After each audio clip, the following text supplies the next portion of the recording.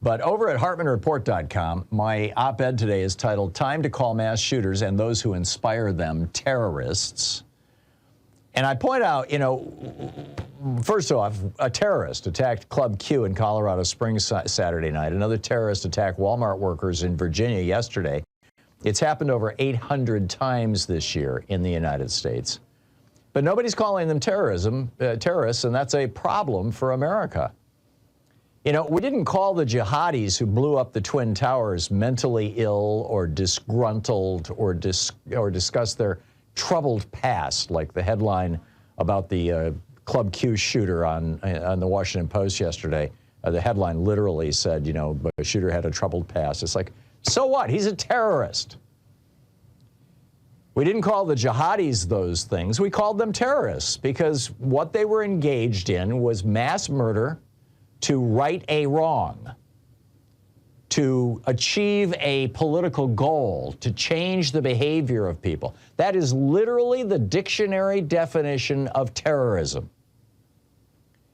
And we went after Osama bin Laden, and he was nowhere in the vicinity of 9/11. In fact, he didn't even know what the operation was. He didn't know it involved airplanes. He didn't know. He inspired it with his rhetoric.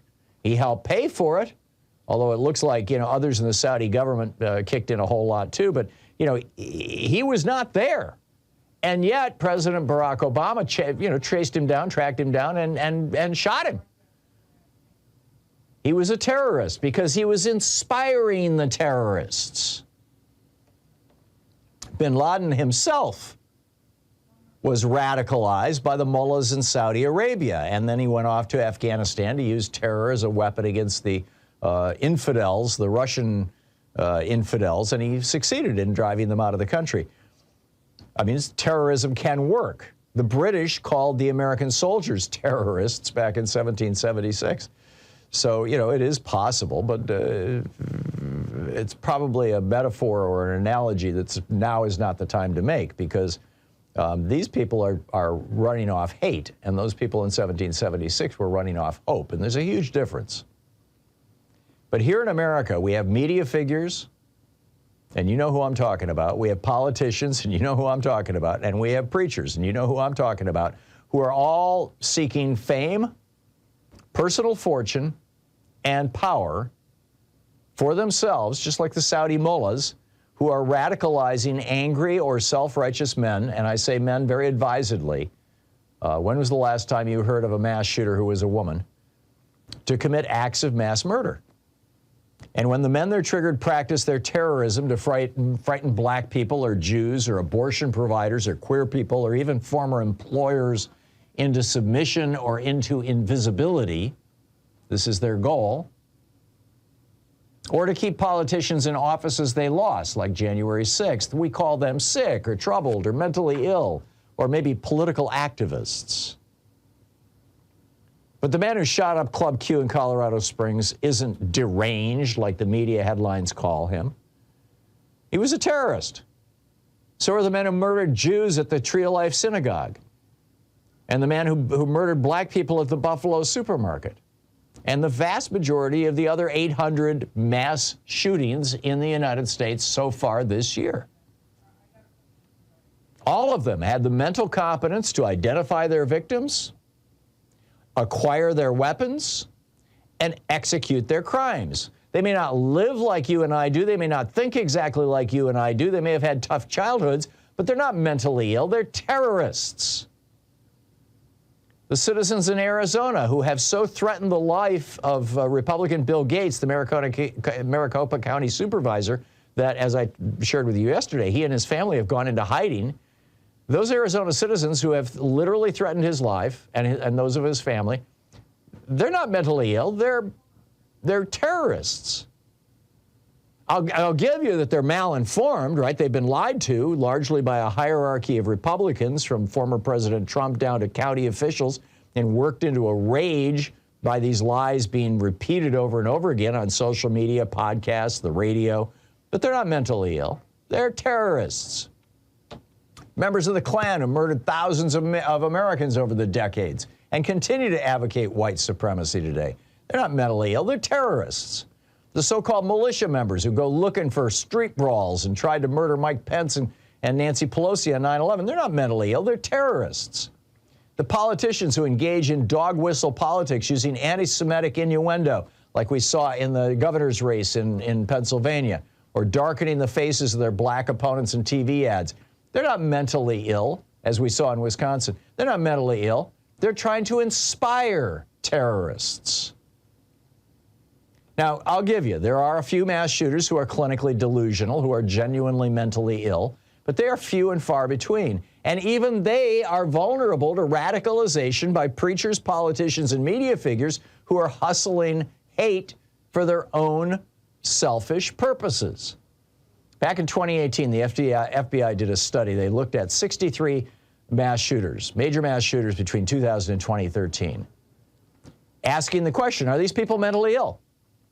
What they found was about a quarter of them had a history that would suggest some sort of mental illness, but that included things like depression and anxiety disorders.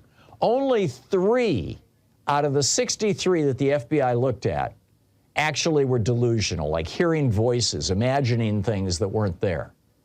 Only 3 were actually mentally ill. It is vanishingly rare. Genuinely mentally ill people generally lack the capacity to engage in mass shooting.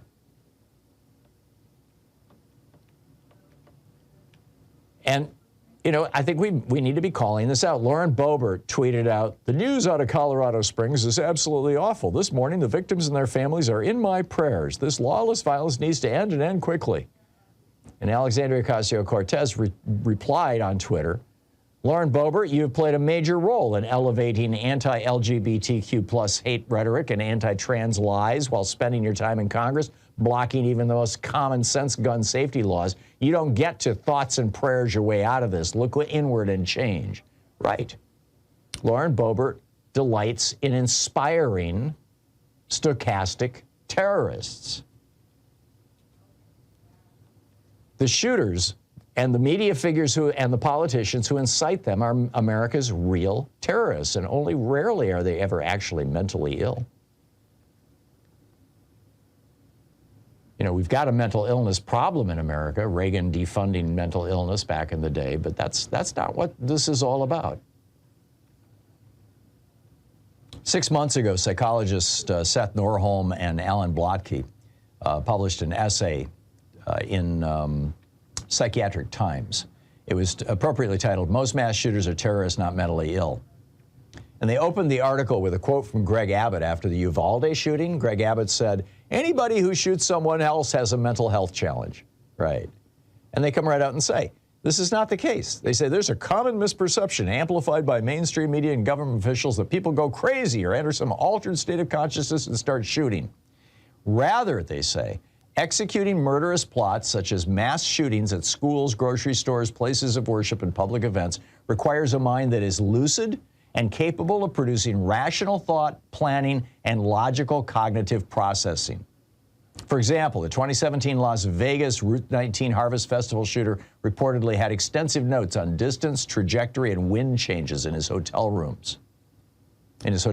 These shooters are often linked with an adherence to ideas and rhetoric that are bandied about as truth on media outlets. On top of that, elected government officials with massive public platforms echo these truths and reinforce their so-called legitimacy. The result is a radicalized, not mentally ill, individual absorbing all this extremist ideology who then takes advantage of easy access to guns in America." End quote.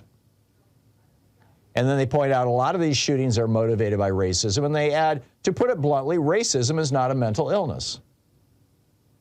Mark Fullman, who wrote a book called Trigger Points about this very issue, talks about how, you know, people don't just suddenly break. They develop violent ideas that stem from entrenched grievances, rage, and despair. It's not mental illness, it's terrorism.